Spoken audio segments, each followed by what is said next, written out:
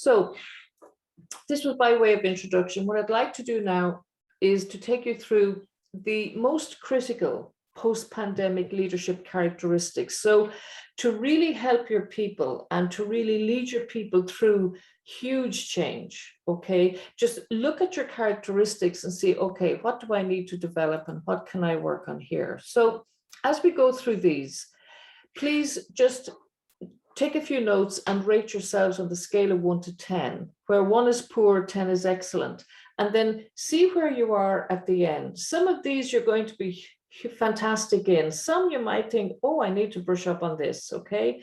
So it'll just help you strengthen your own leadership characteristics. So the first one we have is humility. So the questions here is, do you see your employees as humans or as a means to an end or resources to be used as and where you decide? So depending on how you see your employees are going to feel that and they're going to respond in kind. So if you want to change some of your employee practices, look at your own practice. So how humble are you? Are you always natural and honest? And do you always acknowledge when you make a mistake, or are you afraid to ask for help? As I mentioned earlier, leaders, we don't know everything, and we certainly don't know it all of the time. And we need to say, I haven't a clue how this works. Could you please help me?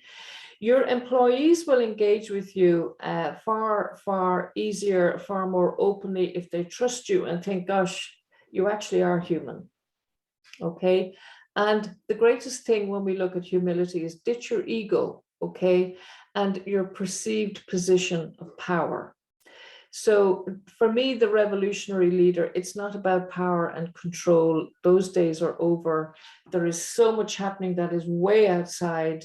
It's just way outside our capabilities that we can't think that we're actually going to control any of this. We're not.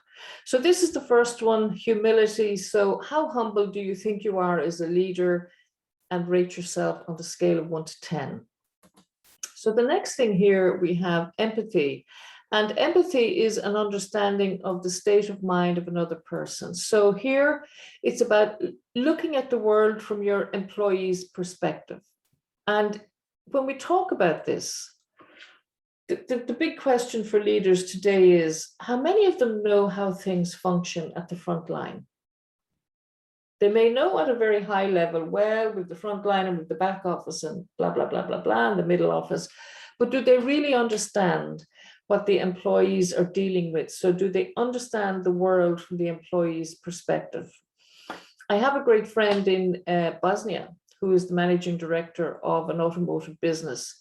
And it's so lovely to hear him speak about the fact that he is the MD and all of the managers in head office, their purpose in the company is to serve the guys on the production line. And that's just fabulous to hear. Okay, so everything is about the production line.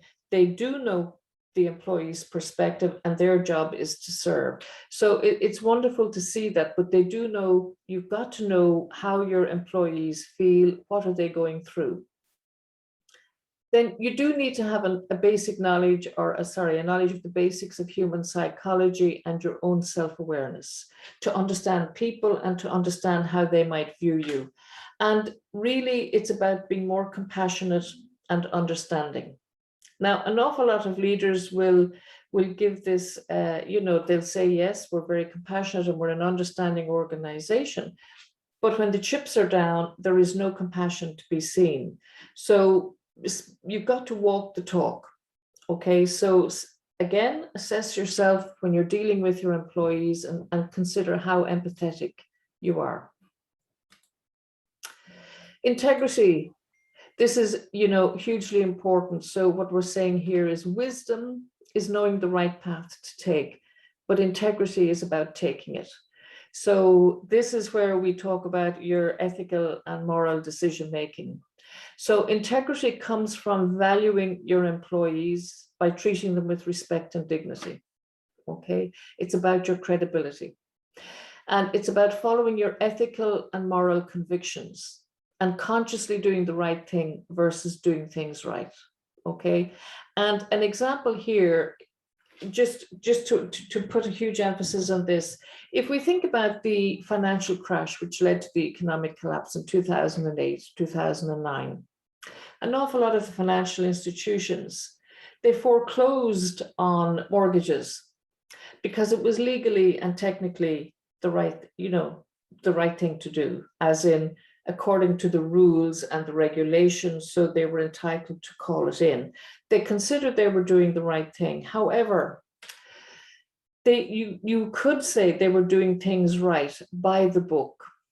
The right thing to do would have been to make a moral decision and say, it's not right that we foreclose and that we put people out on the street. So because it's legally and technically the right thing to do doesn't mean you should always do it. And this is where your code of ethics, your ethical framework, and your moral convictions will come into play, okay? And this is where your integrity and your credibility will stand or fall. And it's also about, again, we're back to the core values, embody your core values. If you truly respect people, you're not going to make them homeless. It's simple in those terms, but it's an example of how you make your moral decisions to develop your integrity. Trust is a huge issue, and I'm going to do a little more on it, but I think this is the truest thing I've ever seen or heard, which is it takes years to build trust. It takes only seconds to break it, and it takes forever to repair it. And I'm sure you know of that yourselves, whether it's at a personal level, whether it's in a business level or at a community level. We all know the impact of trust. So in terms of you and your trust, your ability to trust, as a leader, you do need to have confidence in and a firm belief in the reliability, the truth, and the ability of your employees. So in very simple terms, you need to trust your people to do their job. And Milry, this goes back to the micromanaging. Don't micromanage. You have to trust you have the right people in place doing the right job. So trust them to do their job. Trust, as you know, is the foundation of all relationships, but it is a two-way street. You need to trust them for them to trust you. And you as a leader need to trust first. Do not expect that people will trust you automatically because of your title or your position. Trust has to be earned, but you have got to give it first to get it back. Okay. And then in terms of influence, how great is your ability to influence? Okay. So setting an example is not the main purpose of influencing others. It is the only purpose of influencing others. Okay. So to influence, you have to realize that when you're in a leadership role, you have an effect on the mindset, on the thinking, the feeling, the behaviors, and the developments of all of your employees. You have a huge responsibility in terms of the impact you have on them.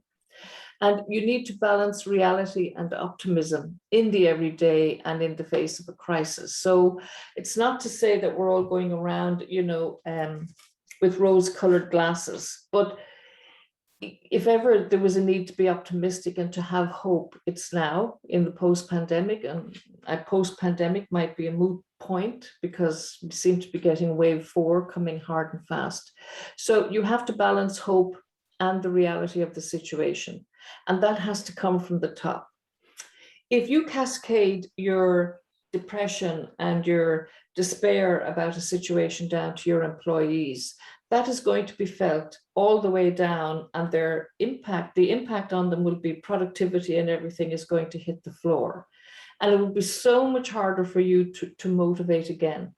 So you need to balance it in yourself, and that's what you need to cascade down to your employees.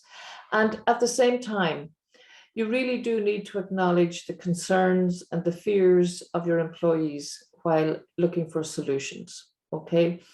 You can't say, don't worry about it, it'll all be okay. That's not really the way the world we're living in at the moment, okay? So the key thing here about influencing is it's a huge responsibility. And the greatest impact you'll have is when you are a role model, a fantastic role model as a leader.